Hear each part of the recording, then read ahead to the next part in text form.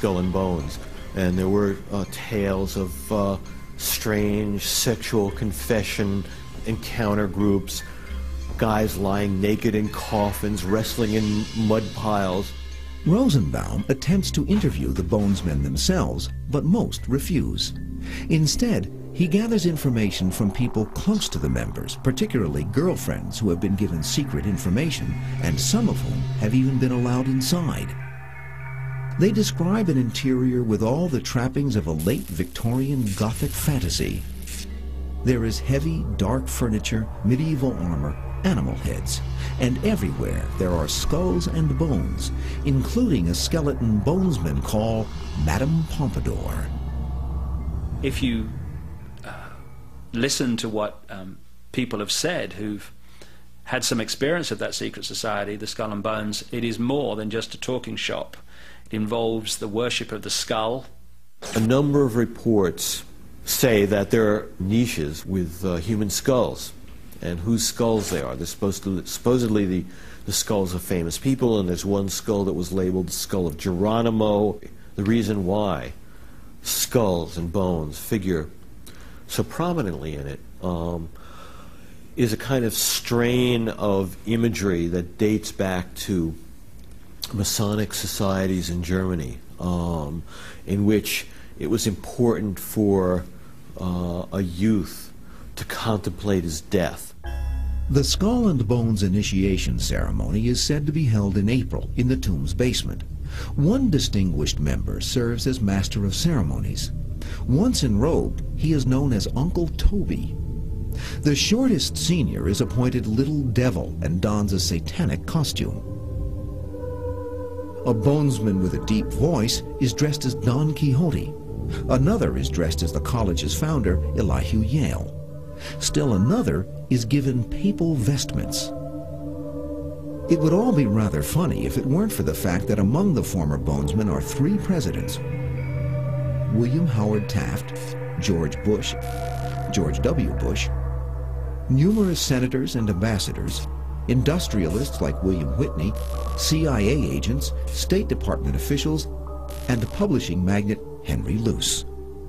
For close to 2 centuries, Skull and Bones has produced the stewards and leaders of the American ruling class, the Eastern establishment, elite core of diplomats, spies, Supreme Court justices, senators, presidents. The Skull and Bones Society seems to be particularly important for bringing American elite bloodline young people into the web and being initiated into the web. I see the Skull and Bones people as, in effect, the people who created the American character. And they had their character formed in the basement of this strange tomb of Skull and Bones. The reason that it is so secret is because if the people of America realized what its elite presidents of the future get up to, they'd realize that they live in anything but the land of the free. Reports indicate that within the tomb, bonesmen operate on Skull and Bones time, which is 5 minutes ahead of the time in the rest of the world, which is referred to as barbarian time. Every Thursday and Sunday at 6:30, they gather for dinner in the Firefly Room. Non-alcoholic drinks are served in skull-shaped cups. Skull and Bones is a dry society. Thursday night is a sort of general autobiographical session in which, in the basement of the tomb, in the presence of all this occult Masonic ritual of skeletons and coffins and death's heads and all these sort of things, someone spills the secrets of his life or tells the narrative of his life. But then on Sunday, there's a special session that is given the name Connubio Bliss. And in that session, it's a sexual autobiography. It's hard to imagine George Bush, the former president, chattering away about his early sexual experiences. Nonetheless, one feels that he has to have gone through it. It was required of the society. Absolute secrecy is also required. In his 1999 autobiography, George W. Bush devotes just one sentence to his membership in Skull and Bones. Quote, "My senior year, I joined Skull and Bones, a secret society so secret, I can't say anything more.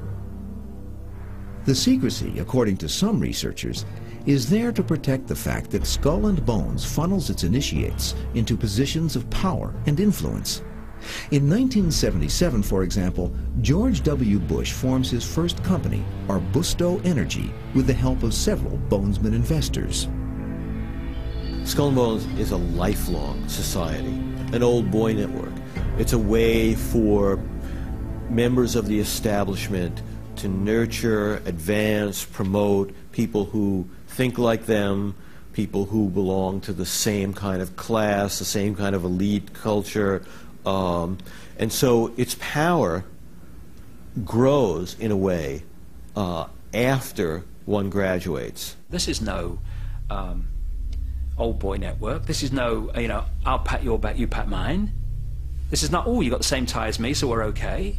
This is a vicious group of interbreeding bloodlines seeking to impose their will and their structure of life upon the global population. My feeling is that Skull and Bones is less a conscious conspiracy, less a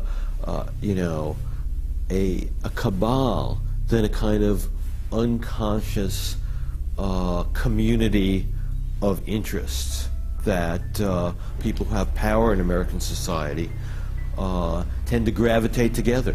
A lot of conspiracy theorists take, what I thought was a kind of complex, nuanced view of how power works in America and paint a more lurid picture of a kind of, one world conspiracy. When we continue, Conspiracy's Unholy Three, the three secret societies where the elite go for postgraduate studies in global domination.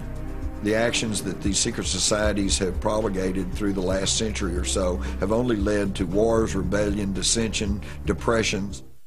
Conspiracy advocates contend that the world is a web controlled by one spider, the Illuminati, that disseminates a globalist agenda through a network of secret societies.